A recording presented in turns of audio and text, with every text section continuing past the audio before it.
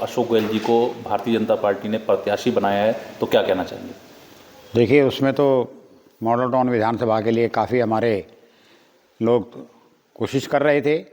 10-12 लोग थे और उनमें से जो है ना सभी ये उम्मीद करते थे कि भाई हमारे को टिकट मिलेगी, लेकिन अशोक गोयल जी को जो है टिकट मिली।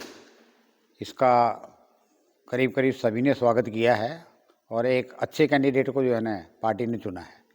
पिछले 11 साल से, क्योंकि सबसे पहले 11 साल पहले उन्होंने चुनाव लड़ा था यहाँ से, और चुनाव लड़ने के बाद भी लगातार वो लोगों की सेवा में रहे हैं और प्रयास करते रहे हैं। ये नहीं कि उन्होंने जो है एक बार हारने के बाद इलाका छोड़ दिया हो, लेकिन वो लगातार कोशिश करते रहे हैं। और जहाँ तक सभी लोग मिलके उनके साथ कंधे से कंधा मिला के काम शुरू कर दिया है और हर हालत में ये मॉडल टाउन की सीट भाजपा की झोली में आएगी। सर, और लास्ट 3 बार से आम आदमी पार्टी के विधायक हैं यहाँ पे, तो क्या कारण मानते हैं जो भारतीय जनता पार्टी अभी तक यहाँ पर जीत हासिल नहीं कर पाई? नहीं, यहाँ पे लगातार 3 बार से विधायक हैं।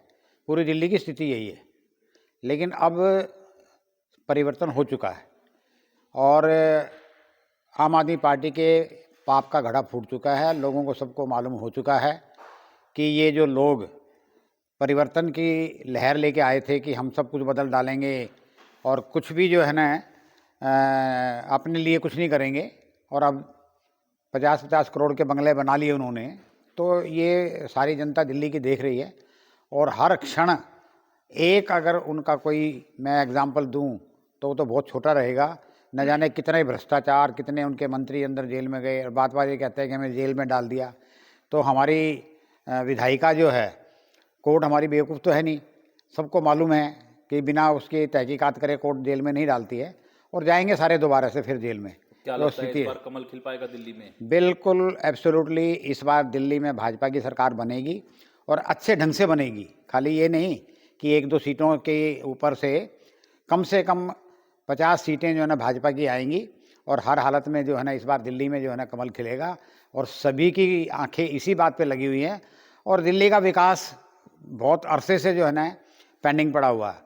अब क्योंकि डबल इंजन की सरकार होगी, ऊपर केंद्र से पूरा सहयोग मिल ही रहा है, तो हर हालत में जो है ना दिल्ली में भाजपा की सरकार बनेगी। इसको कोई रोक नहीं सकता।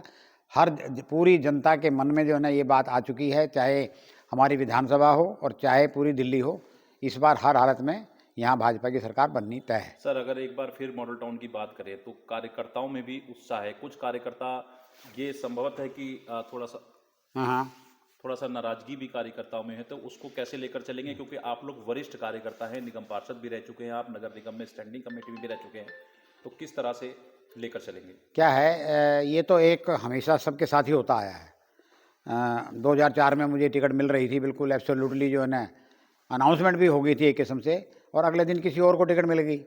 मैं उसके साथ उसी समय काम करने के लिए तैयार हो गया।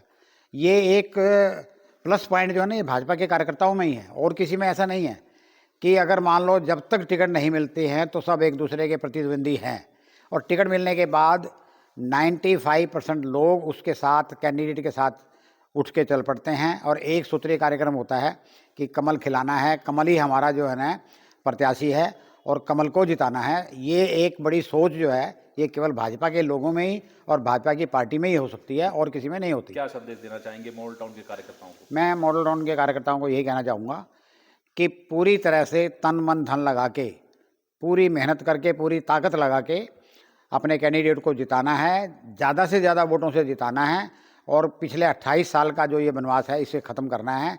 और पूरे मॉडल टाउन की बेहतरी के लिए इससे बढ़िया अवसर नहीं मिलेगा। मैं यही उनसे गुजारिश करना चाहूँगा कि वो पूरी तरह से इसमें जो है ना लग जाए और बड़ी मेहनत करके ये सीट भाजपा की झोली में डालनी है।